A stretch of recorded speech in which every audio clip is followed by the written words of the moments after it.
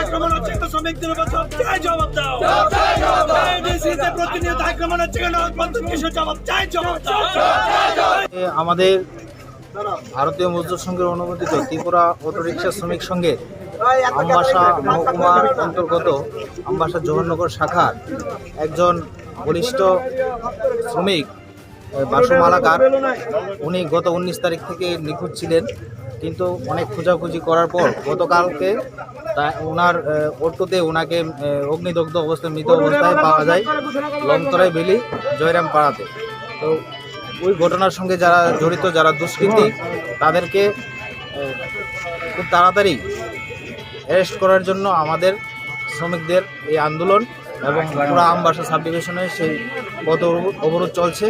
এখন প্রশাসনিক লেভেলে তারা আসছে, দেখা যাক বাকিটা আগামী দিনে যদি আমাদের আসামিদের যদি গ্রেপ্তার না করা হয় তাহলে আগামী দিন আমরা আরও বৃহত্তর আন্দোলনে যাব।